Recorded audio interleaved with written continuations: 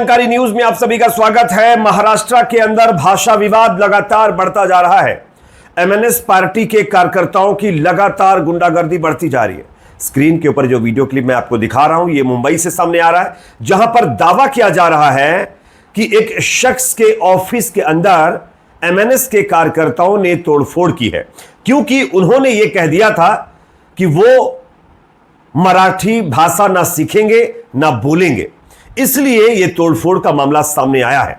आगे इसका पूरा वीडियो हम आपको दिखाएंगे, थोड़ा डिटेल में इसको लेकर जानकारी देंगे, साथ ही साथ दो और बड़ी खबरें आपके सामने रखेंगे। दूसरी बड़ी खबर, कांवड़ यात्रा के नाम पर देश के अंदर, खास करके यूपी उत्तराखंड के अंदर फैलाई जा रही अराजकता को लेकर के भी एक बड़ी खबर सामने आ रही है।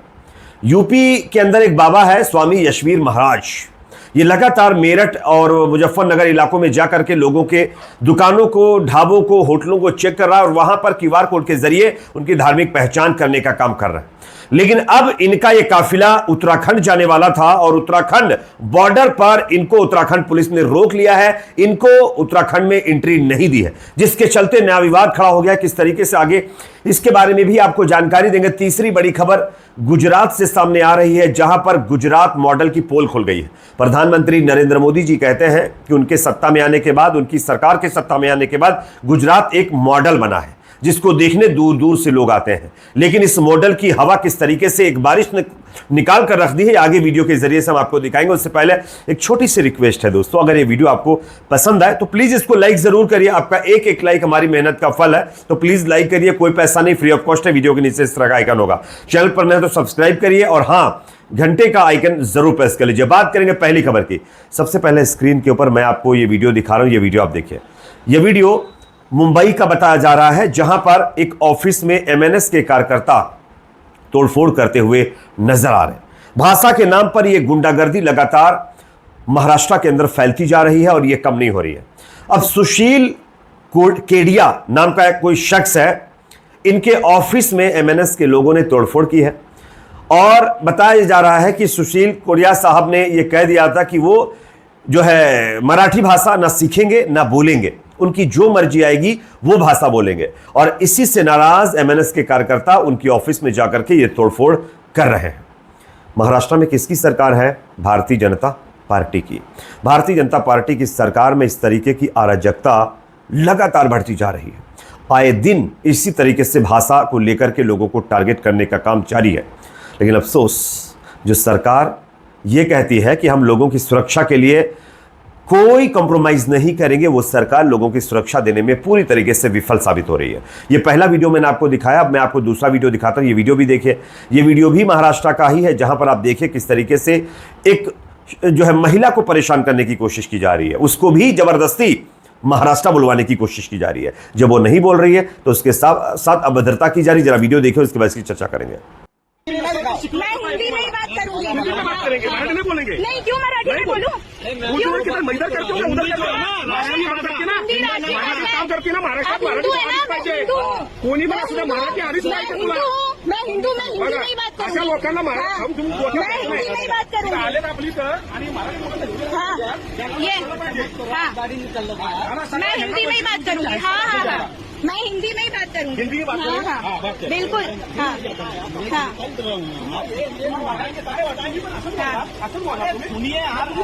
अरे हमको कुछ समझ में नहीं आ रहा है, आप जो बोल रहे हैं हमको कुछ भी नहीं समझ में आता। हमको कुछ भी नहीं समझ में आता। हमको कुछ नहीं समझ में आता। हमको कुछ नहीं समझ में आता। हाँ आम्हाला पण येत नाही हिंदी, मराठीत बोलणार ना। हमको तो हिंदी ही आता है। हम हिंदुस्तानी है, हम हिंदुस्तानी है। रहो क्या तुमने यहाँ पे क्या अपना कॉपीराइट ले रखा है क्या? कॉपीराइट ले रखा है, कॉपीराइट ले रखा है, कॉपीराइट ले रखा है। अरे कॉपीराइट ले रखा है क्या? कॉपीराइट ले रखा है क्या? हाँ मैं गवर्नमेंट को टैक्स देती हूँ तुमसे ज्यादा, आई बात समझ में? महाराष्ट्र गवर्नमेंट को। हाँ यस, तुमसे ज्यादा काला कमाई नहीं करते हम। देख लिया ना ये वीडियो आप लोगों ने, ये महाराष्ट्र का वीडियो है। भाषा विवाद लगातार गहराता जा रहा है। 20 साल के बाद उद्धव ठाकरे, राज ठाकरे एक साथ आ गए हैं। खैर अच्छी बात है, अपनी अपनी भाषा को लेकर के लोग बड़े मतलब जो है एक तरीके से अलग तरीके से ट्रीट कर रहे हैं। भाषा का सम्मान होना चाहिए, लेकिन क्या इस तरीके से गुंडाई पर उतर करके आप किसी से ज़बरदस्ती सम्मान ले सकते हैं क्या? नहीं।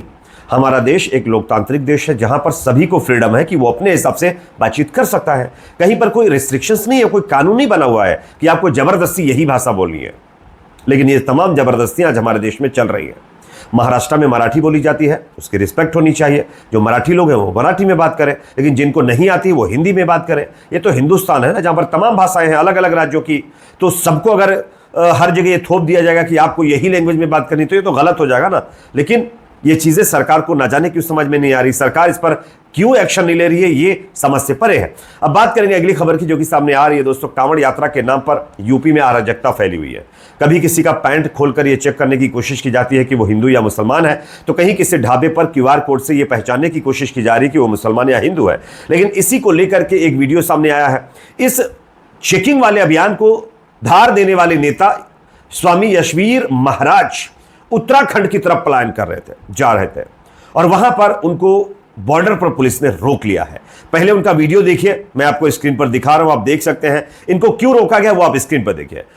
स्वामी यशवीर महाराज मुजफ्फरनगर में पहचान अभियान चलाकर सुर्खियों में आए थे, जिसमें वह कांवड़ मार्ग पर स्थित ढाबों और होटलों में लोगों की पहचान कर रहे थे। उन्होंने हरिद्वार में भी इसी तरह का अभियान शुरू करने की घोषणा की थी, जिसमें दुकानों पर ओम का भगवा झंडा और भगवान वराह की तस्वीर लगाने की बात भी शामिल थी।